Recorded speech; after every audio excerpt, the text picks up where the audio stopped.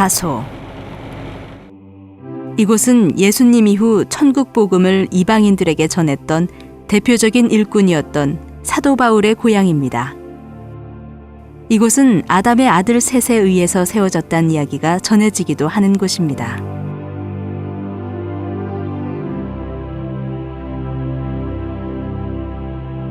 바울, 그는 이곳에서 태어나 예루살렘으로 유학을 가서 율법학자가 됩니다. 그는 예수를 유대인의 이단으로 보았고 따라서 그를 믿는 성도들을 잡아가는 일에 앞장을 섰던 사람입니다. 그런데 그에게 충격적인 사건이 발생합니다.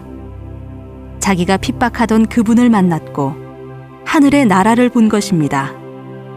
특히 그는 천국을 세 번째 하늘에 있다고 증거했습니다.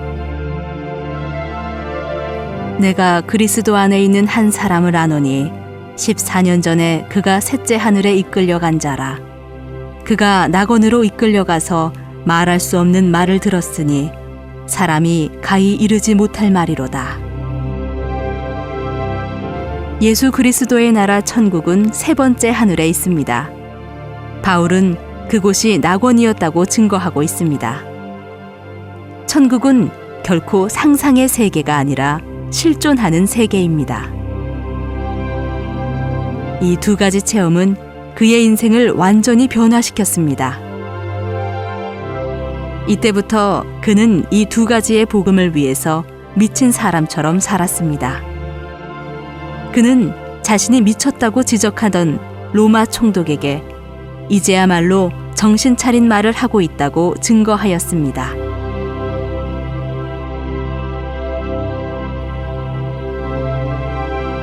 후에 그는 자신이 쓴 편지인 골로새서에서 성도들에게 자신이 보았던 위에 있는 나라를 바라보고 살 것을 당부하였습니다.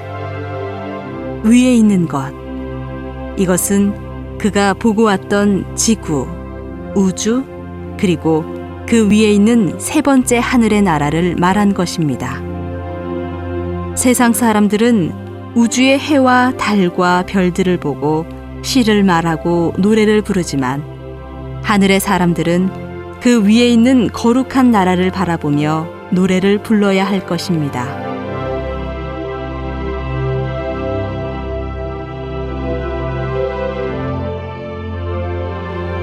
그리고 역시 그가 쓴 히브리서에서는 우리들에게 세상 것보다 더 좋은 하늘의 기업과 도성을 증거하고 있습니다. 우리가 꿈꾸는 가장 좋은 것들은 이 세상에 있는 것이 아니라 하늘에 있는 것입니다.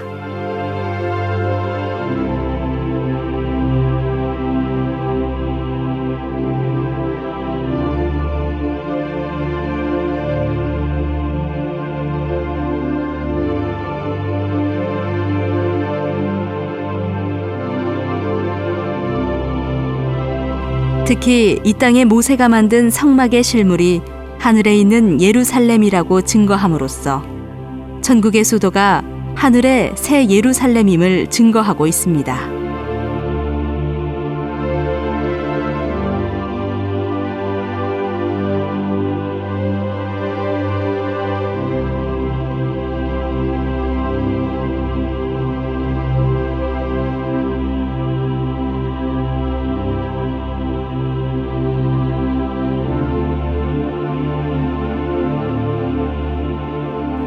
그렇습니다. 하나님을 모신 참된 성소는 모세의 성막이 아니라 그것의 실물인 하늘의 예루살렘 성인 것입니다. 지난날 초대 교인들은 이 같은 사도들의 증거를 믿었습니다. 그래서 세상 것들을 다 잃으면서도 하늘의 나라에 대한 소망을 가지고 믿음을 지켰습니다. 바울은 이제 우리를 향해 권고합니다. 그러므로 우리가 진동치 못할 나라를 받았은즉 은혜를 받자. 이로 말미암아 경건함과 두려움으로 하나님을 기쁘시게 섬길지니.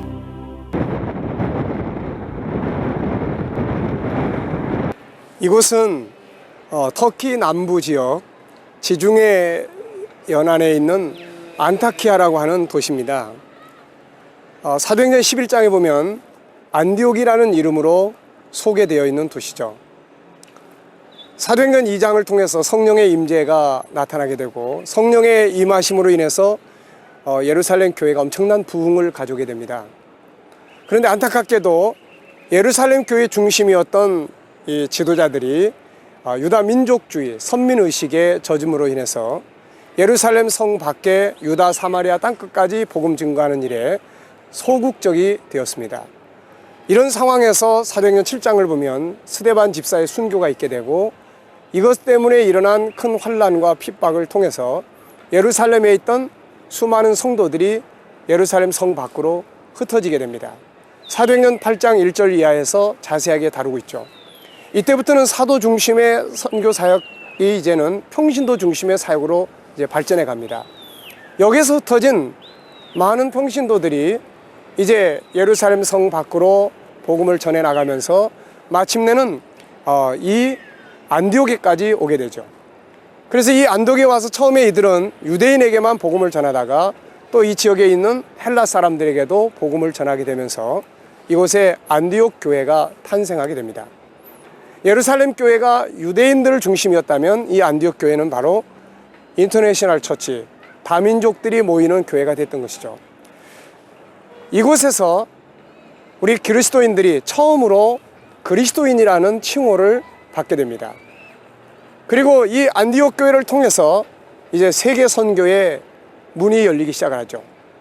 하나님의 부르심을 받은 사도 바울과 바나바가 바로 이곳에 있던 안디옥 교회를 통해서 최초의 선교사로 파송을 받은 것입니다. 물론 지금 이곳은 이슬람권에 속해 있으면서 교회들이 다 사라지고 없지만은 그러나 이 안디옥이라는 도시가 오늘도 우리들에게 살아있는 도시로서 지난날의 복음 증거를 위해서 수고했던 사도 바울과 초대교회 성도들의 발자취를 느끼게 하고 있습니다. 세계를 향한 바울의 선교는 이곳에서부터 시작됩니다. 1차 사역은 이곳 시리아 안디옥에서 출발하여 구브로를 거쳐 육지에 상륙하여 비시디아 안디옥, 루스드라, 더베 등에서 사역한 후에 다시 안디옥으로 돌아오는 일정이었습니다.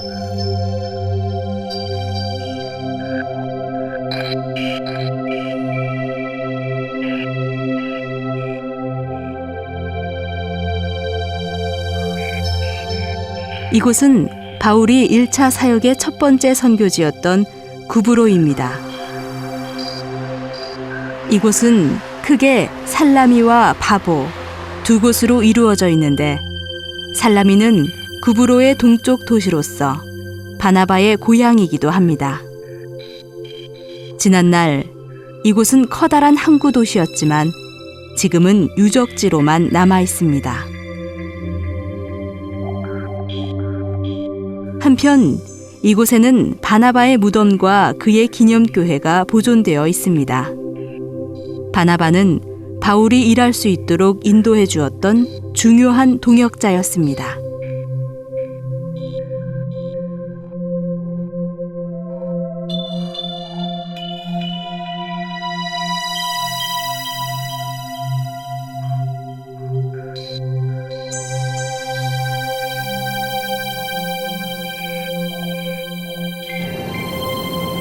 이곳을 지나면 바보 도시가 나옵니다. 바울은 이곳에서 마술사를 물리치면서 총독에게 복음을 전했습니다.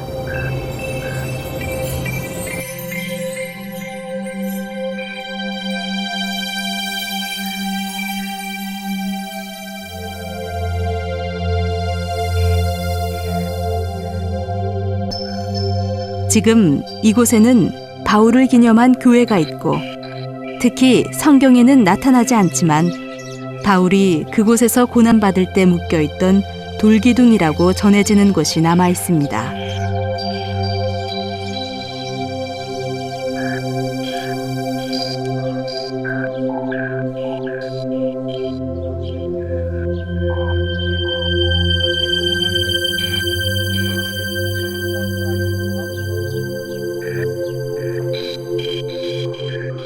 이곳은 지금도 많은 관광객들이 찾고 있는 아름다운 항구 도시입니다.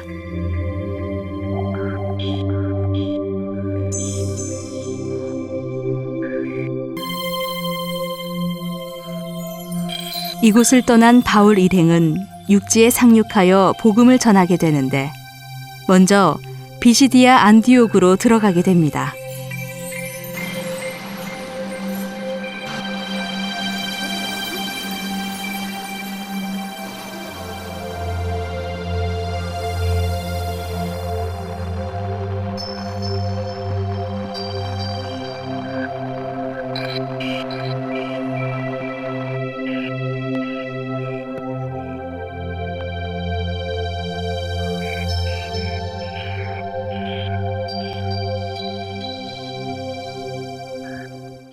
여기는 사도 바울의 1차 선교 사역의 중심지였던 비시디 안디옥입니다.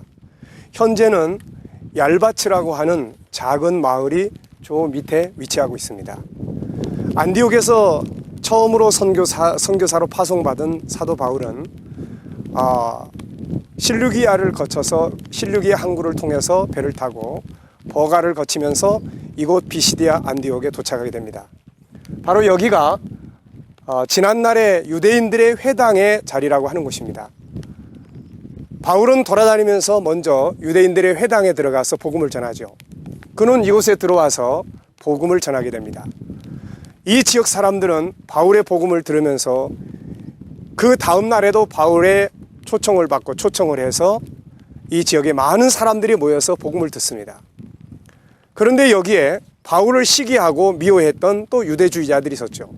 그래서 그들이 바울을 핍박하는 바람에 바울은 이곳에서 약 150km 이상 떨어져 있는 이고니온이라는 곳으로 가게 됩니다. 그 이고니온을 중심으로 해서 루스드라, 더베, 바로 갈라디아 지역, 이곳이 바로 사도 바울의 제1차 복음 사역의 중심지였습니다. 이고니온은 나중에 그곳에서 사도행전 16장에서 다시 디모데를 만나게 됩니다. 바울은 루스드라에서 안전뱅이를 고침으로 인해서 신격화됐던 그러한 상태에 있을 때 바울은 거기에서 그것을 바탕으로 해서 살아계신 하나님을 증거하게 되죠. 그러나 이 루스드라에서 사람들에게 돌로 맞아서 그는 죽음의 상태에 빠지게 되죠. 그래서 사람들은 그가 죽은 줄 알고 밖으로 갖다 버립니다. 그러나 바울은 하나님의 은혜로 다시 일어나서 더베를 거쳐서 다시 이고니온, 그리고 루스드라, 그리고 이것을 거쳐서 다시 이제 버가로 빠져나가면서 안디옥으로 돌아가게 됩니다. 바울이 1차 선교 사역을 이곳을 통해서 이고니온, 루스드라, 더베를 중심으로 해서 그렇게 어렵고 힘든 과정을 거치면서 전했던 복음은 무엇일까요? 오늘 우리가 바로 그것을 기억해야 합니다. 이 비시디아 안디옥도 지금은 유적지로만 남아 있습니다. 동네는 아래로 옮겨져서 작은 소도시가 되었습니다.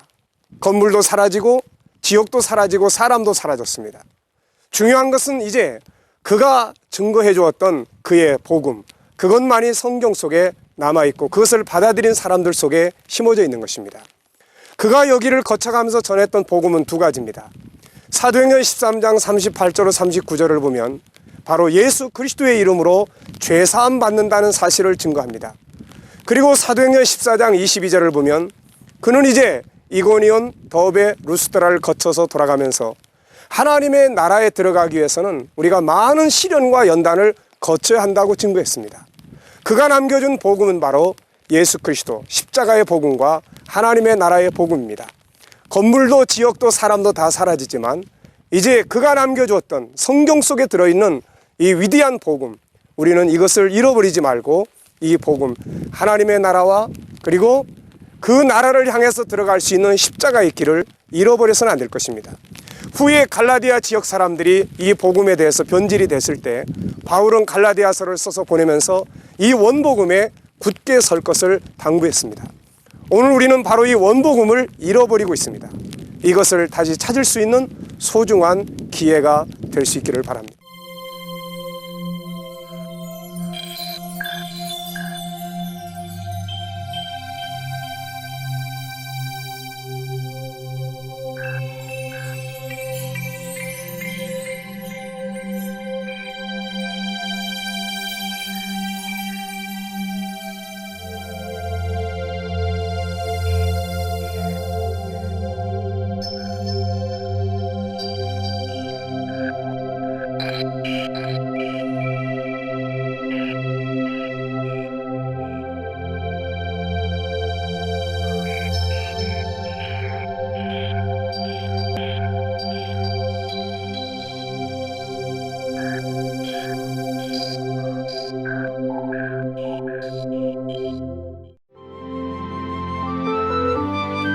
그의 2차 사역은 역시 안디옥에서 출발하여 소아시아를 거쳐 유럽에서 이루어졌습니다. 마게도냐의 빌립보, 데살로니가, 베레아, 아덴, 고린도 등이 2차 선교의 중심 장소였습니다.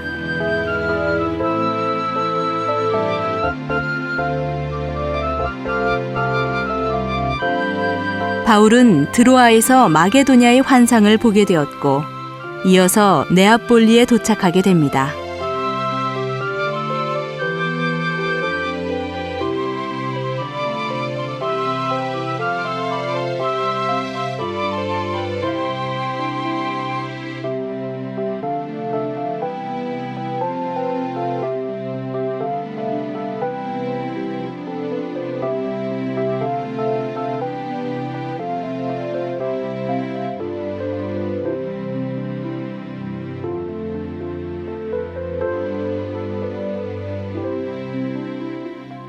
사모드라게를 출발한 사도 바울은 바로 저기 보이는 사수스 섬을 우측으로 놓고 그리고 바다를 항해해서 이 항구로 들어오게 됩니다.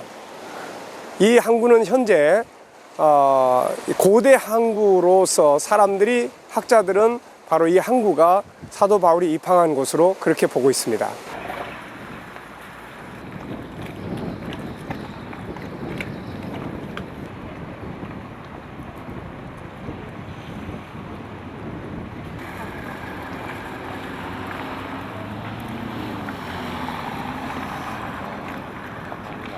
사도 바울은 마게도냐의 환상을 보고 이 유럽으로의 선교 활동을 계획을 하죠.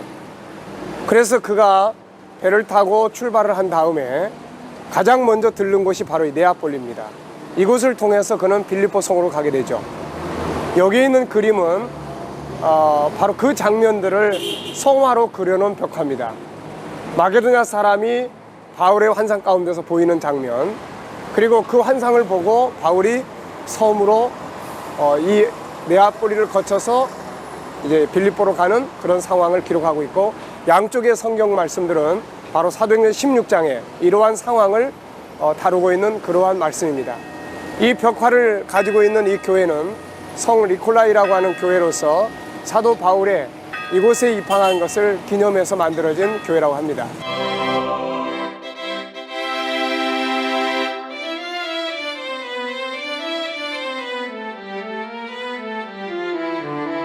네아폴리를 떠난 바울은 빌립보 성에 도착하게 되었고 그곳에서 자주장사 루디아를 만나 복음을 전하게 됩니다.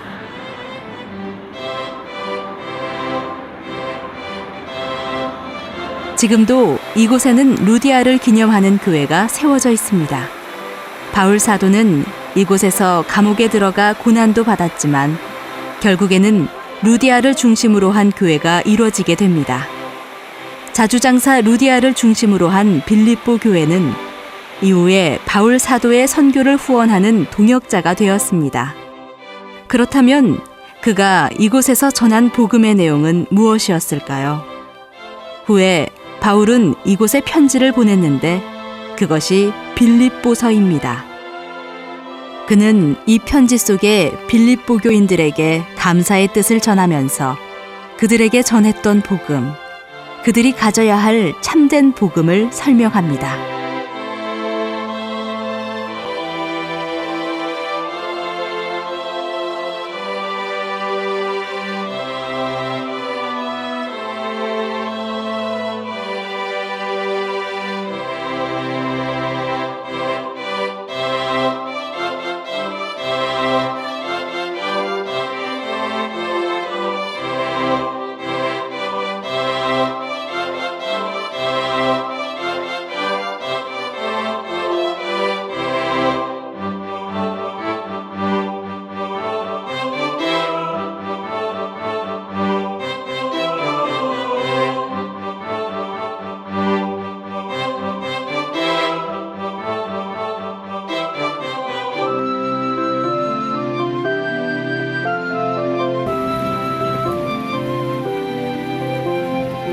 그가 이곳에서 전한 복음은 하늘의 복음이었습니다. 바울은 이곳을 떠나달라는 관원들의 요청으로 데살로니가로 가게 됩니다.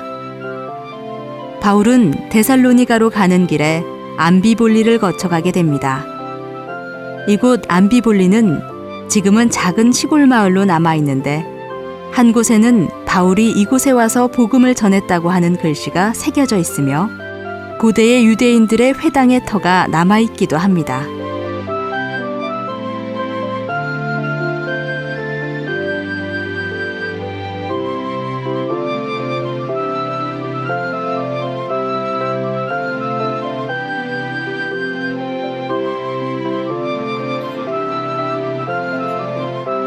데살로니가는 현재는 인구 약 100만 정도의 그리스 제2의 도시입니다. 빌립보를 떠난 바울은 이곳에서도 역시 환난과 핍박 속에서 복음을 전하게 됩니다. 그가 이곳에서 전했던 복음은 무엇이었을까요? 그가 전한 복음은 후에 이곳에 보낸 편지인 데살로니가 전서와 후서 속에 잘 나타나고 있습니다.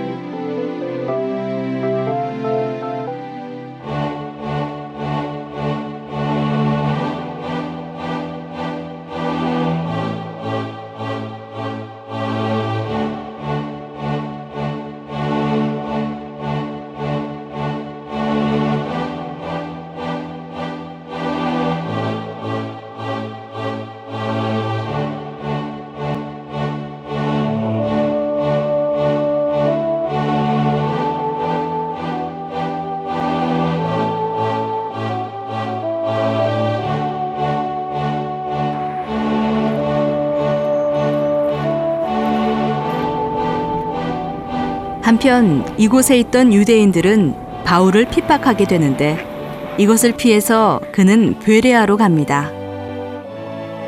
베레아로 가는 과정에는 메데오라라고 하는 수도원이 있습니다. 이곳은 지금도 수도사들이 기도하고 있는 장소입니다. 베레아로 간 바울 사도는 이곳에서도 계속해서 복음을 전하게 됩니다.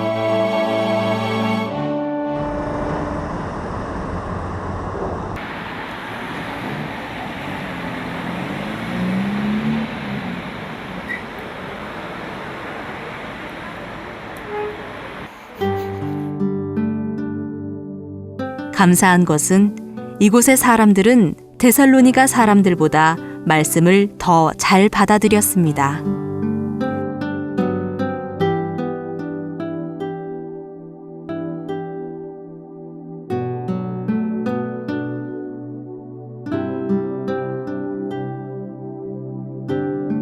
한편 이곳은 당시의 도로의 모습들이 아직도 남아있는 것을 볼 수 있습니다. 안타까운 것은 데살로니가의 유대인들이 이곳까지 와서 바울을 핍박하게 된 것입니다. 결국 바울은 이곳을 떠나 아덴으로 가게 됩니다.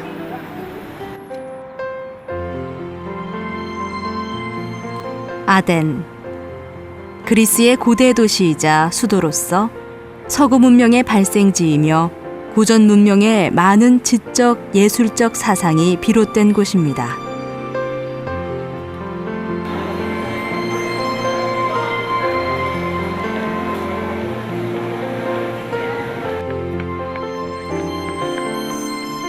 바울은 이곳에 와서 아레오바고에서 복음을 전하였는데 아레오바고는 아덴에 있는 구릉의 이름으로 아덴 최고의 회의 또는 법정 장소로 사용되었습니다.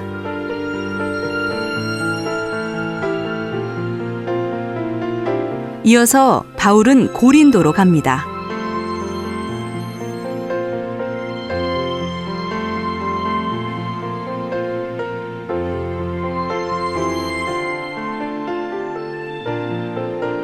고린도는 그리스 중남부 펠로폰네소스 반도에 있는 고대 및 현대 도시 고린도로서 구고린도와 신고린도로 나뉘는데 고대 도시 유적은 구고린도에 있습니다. 바울 당시 고린도의 인구는 자유인이 25만, 노예가 40만이었으나 현재는 3만 정도의 소도시를 이루고 있으며 이 도시는 성적으로 타락되었던 풍기문란이 극심했던 도시였습니다.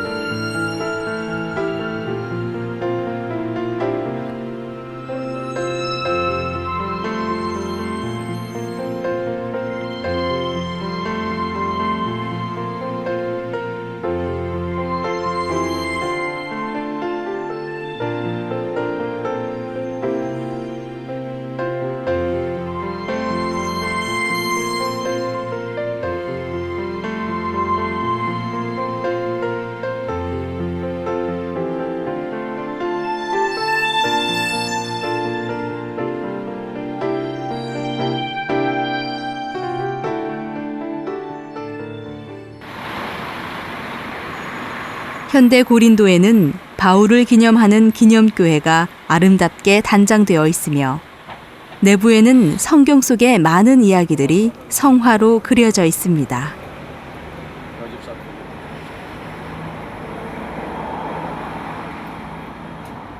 거기는 주차가 안 되는데.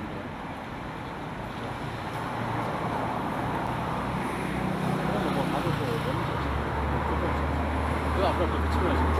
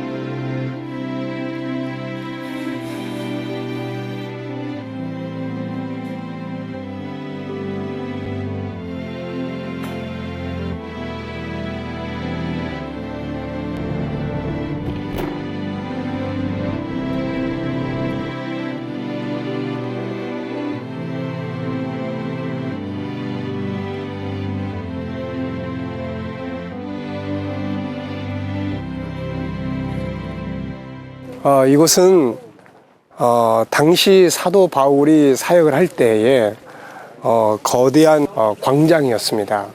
그래서 여기에는 당시 총독이 주로 재판을 했던 재판장으로서 이곳에서 사도 바울이 재판을 받았을 것으로 보고 있고, 이 광장을 중심으로 해서 또 이 뒤쪽으로는 많은 사람들이 살고 있기 때문에 바로 이 재판장 우측편으로는 당시에 로마 시대의 어느 곳에서나 있었던 그런 창녀촌들이 있었고, 또 이 밑으로는 이제 대중 목욕탕이 있었습니다. 그리고 여기서 이 밑으로, 그리고 이 우측으로는 여기서부터 거대한 상가가 형성이 되는데 이것이 겐그리아까지 이를 정도로 거대한 그런 가게들이 만들어져 있었습니다. 이런 상태에 있었기 때문에 당시 고린도 교회가 바울이 처음에 왔을 때 하나님의 나라와 다시 오실 예수 그리스도를 증거했지만 점차 이들은 이러한 타락과 그런 방탕과 사치와 향락에 빠지면서 결국 원복음을 잃어버리게 되죠. 그래서 사도 바울은 결국 이들에게 고린도 전서, 또 없어진 편지들, 그리고 고린도 후서라는 편지들을 통해서 원복음을 회복하고 바울 자신이 증거했던 하나님의 나라와 부활의 신앙, 다시 오실 예수 그리스도의 신앙을 회복할 것을 권고했던 것입니다. 그가 이곳에서 전했던 복음은 후에 그가 보낸 고린도전서와 후서에 잘 나타나고 있습니다.